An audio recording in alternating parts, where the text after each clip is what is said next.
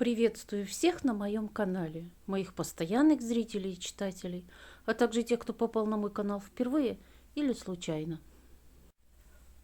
Сегодня я отвечу на некоторые вопросы, которые мне приходят. По традиции все по корзинам, а также хочу познакомить вас со своими помощниками. Если серьезно, то, конечно же, первым помощником в моем хобби является мой муж, который занимается деревом, упаковкой и отправкой готовых изделий. Ну и плюс он делает мне еще вот такие вот штучки, помощники для плетения. Поэтому я сегодня хочу показать свои станочки для плетения прямоугольного и квадратного дна и также крышек. Когда я только начинала, я года 2 только училась плести, чтобы все было качественно, аккуратненько. И помню, когда пришел заказ на первую мою корзину, я была просто в ужасе. Если саму корзину, донышко я знала, что можно сплести, пускай даже немножечко где-то уйдет в сторонку, дно не будет видно, потому что будет чехол, то как сделать крышку, я вообще не знала. Я обрыла весь интернет. Ни одного мастер-класса я не нашла. Мне приходилось выдумывать, выкручиваться. К слову сказать, получилось у меня тогда неплохо, потому что сама корзина была не очень большая. Но когда приходит заказ на корзину, как вот в данном случае 50 на 60, это уже проблема. Итак, ближе к делу. Как я делала прямоугольную крышку, мастер-класс у меня есть. Там я использовала картон. Потом, глядя на мои мучения, муж сделал мне вот такой вот станочек. Он сделан из фанеры и с вот такими вот деревянными реечками, направляйками. Вот этими. В них он сделал прорези для того, чтобы я могла спокойно вставлять трубочку. Вот эти направляйки, они у меня держатся на зажимах вот таких железных, мощных, для того, чтобы не лопнули и тому подобное. И они двигаются у меня, особенно средняя, хотя верхняя тоже. Здесь 3 таких направляйки, просто не помещается, я не могу показать. Сверху и снизу, и посередине.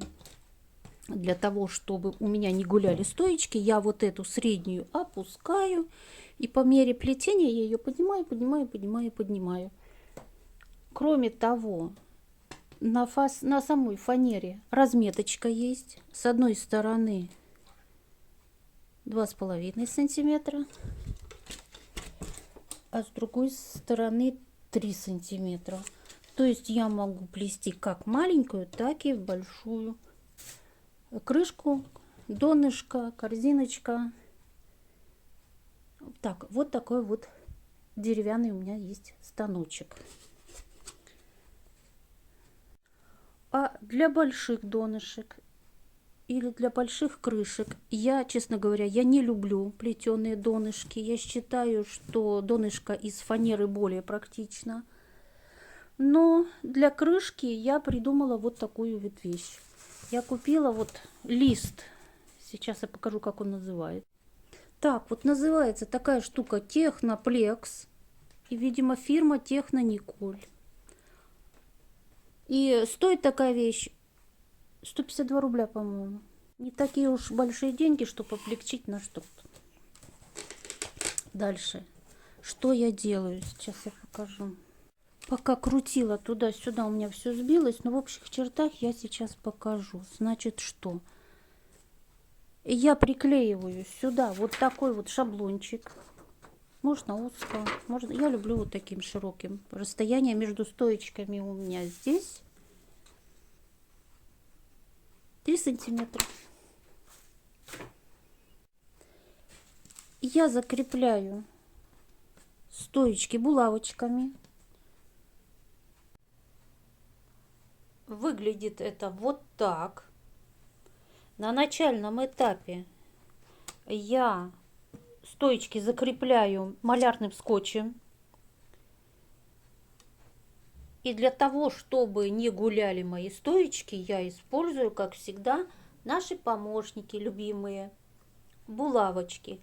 При этом булавочками я закрепляю не только сами стоечки, но еще и деревянные реечки.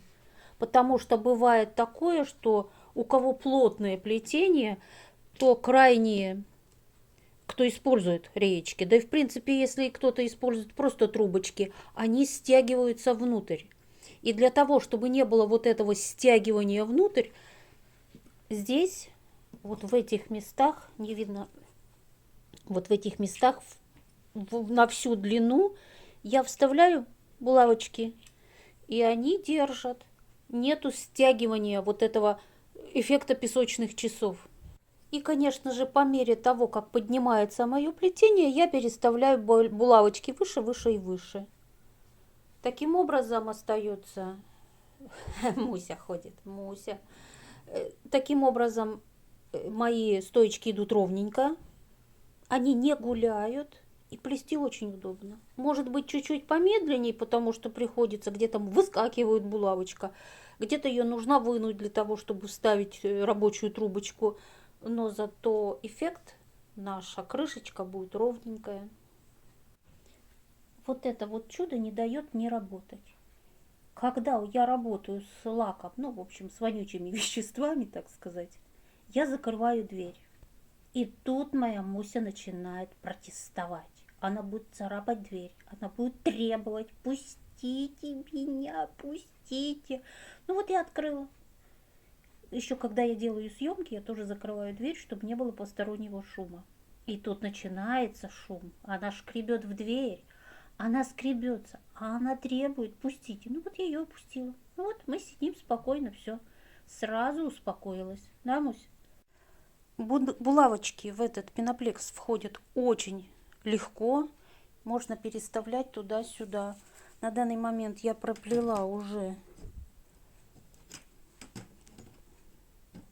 24 сантиметра. Работы еще впереди очень много. Но видно, что крышечка у меня будет ровненькая. Для тех, кто спрашивал о деревянной, точнее, крышке, я на данный момент сказать ничего не могу, потому что у меня нету такого опыта. Я еще никогда не делала деревянную крышку для корзины. В планах есть, но на данный момент я не знаю, как ее обыграть. Мне хочется, чтобы крышечка была очень аккуратненькой, красивой, чтобы были закругленные края. Желательно бы сделать какую-нибудь фасочку. Ну, как покрыть, я представляю все это, как покрасить. Возможно, даже делать какую-то аппликацию. Или... В принципе, можно было даже украсить фанерную крышку трафаретом.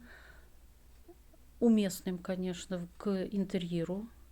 Но это все должно быть по согласованию с заказчиками. Короче говоря, на данный момент я пока размышляю. Когда у меня будет такой опыт, я, конечно же, с вами поделюсь. Тем более, что все мои мастер-классы бесплатные. Я за это деньги не беру. По личным соображениям, скажем так, я не буду вникать в подробности, это личное, но, скажем так, я отдаю долг. Ну, в общем-то, я показала все, что я хотела. И на этом можно уже и прощаться. Поэтому я желаю всем всего самого-самого хорошего. Мира, добра, здоровья. Конечно же, мирного неба над головой. Если вам понравилось, подписывайтесь. Будем плести вместе.